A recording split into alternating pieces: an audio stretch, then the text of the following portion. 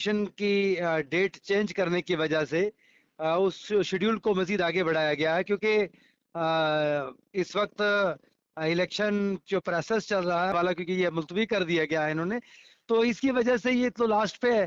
तो इंशाअल्लाह ताला हम महाज पर डटे हुए हैं और इसका जवाब 25 को मिल जाएगा इनको। और जब बारामूला और दीगर सेंट्रल, क्या ये वोट जो है मियां अल्ताफ साहब के नाम पर पड़ेगा या नेशनल कॉन्फ्रेंस को? सीधा देखिए बताइएगा। नेशनल कॉन्फ्रेंस के कैंडिडेट मियां अल्ताफ साहब हैं, जी नहीं तो जाहिर सी बात है वो 10 कोनों से वोट आए वो नेशनल कॉन्फ्रेंस को नहीं ही जाता है। डीडीसी मेंबर इमरान जफर कहते हैं कि हम नेशनल कॉन्फ्रेंस को वोट नहीं दे रहे हैं, बल्कि हम सिर्फ मियां अल्ताफ अहमद साहब को दे रहे हैं। हम कंफ्यूजन नहीं पैदा करना चाहते इस वक्त में। अब बहुत सारे लोग हैं क्योंकि पार्टी जिस वक्त जोरों पे होती है तो बहुत सारी जब अस्सलाम वालेकुम सर।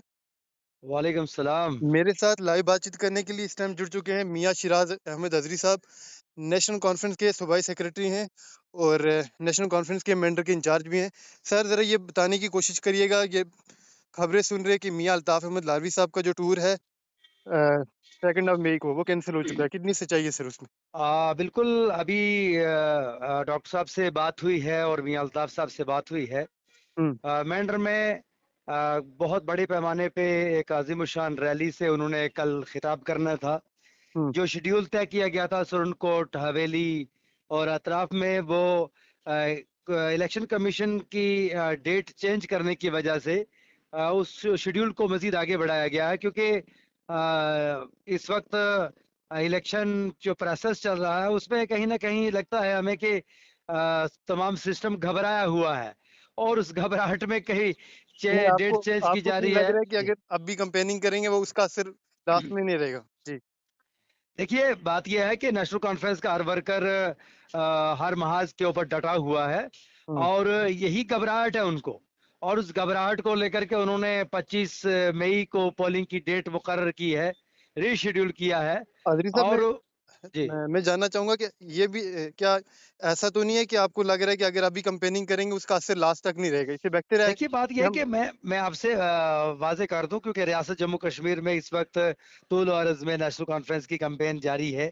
और ये 7वां फेज मतलब माफ करना, दूसरा ये तीसरा थर्ड फेज पे। था 7 मई का, जब यहाँ पोलिंग होनी थी।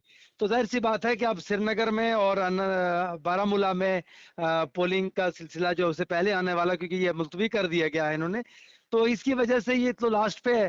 तो इंशाअल्लाह ताला हम महाज पर डटे हुए हैं और इसका जवाब 25 को मिल जाएगा इनको। और जब बारामूला और दीगर सेंट्रल कश्मीर की कैंपेन के बाद हमारी तमाम क़यादत फारिग होगी, उसके बाद इंशाअल्लाह खिताई पीर पंजाल और अनंतनाग में एक नया जो है वो अच्छा अजरी साहब, मैं माहौल इसी देखने में को एक सवाल मिलेगा ऐड करना इंशाअल्लाह। चाहूंगा। एक जी सवाल रहेगा, क्या ये वोट जो है मियां अल्ताफ साहब के नाम पर पड़ेगा या नेशनल कॉन्फ्रेंस को? सीधा देखिए बताइएगा। नेशनल कॉन्फ्रेंस के कैंडिडेट मियां अल्ताफ साहब हैं, जी नहीं तो जाहिर सी बात है वो 10 कोनों से वोट आए वो नेशनल कॉन्फ्रेंस को नहीं ही जाता है। डीडीसी मेंबर इमरान जफर कहते हैं कि हम नेशनल कॉन्फ्रेंस को वोट नहीं दे रहे हैं, बल्कि हम सिर्फ मियां अल्ताफ अहमद साहब को दे रहे हैं। हम कंफ्यूजन नहीं पैदा करना चाहते इस वक्त में। अब बहुत सारे लोग हैं क्योंकि पार्टी जिस वक्त जोरों पे होती है तो बहुत सारी जब दरिया तुगयानी तुगयानी में होता है और उस तुगयानी के आगे कुछ भी रुकता नहीं है। तो जाहिर सी बात है कि इस वक्त अवाम फैसला कर चुकी है कि एक तरफा पोलिंग होनी है। जिस घबराहट को देख करके पूरा देश घबराया हुआ है तो लोकल लीडरशिप भी घबराई हुई है। तो जाहिर सी बात है, अच्छी बात है, मैं मुबारकबाद पेश करता हूं जो भी साथी हमारी नेशनल कॉन्फ्रेंस के कारवां में शामिल हो रहे हैं।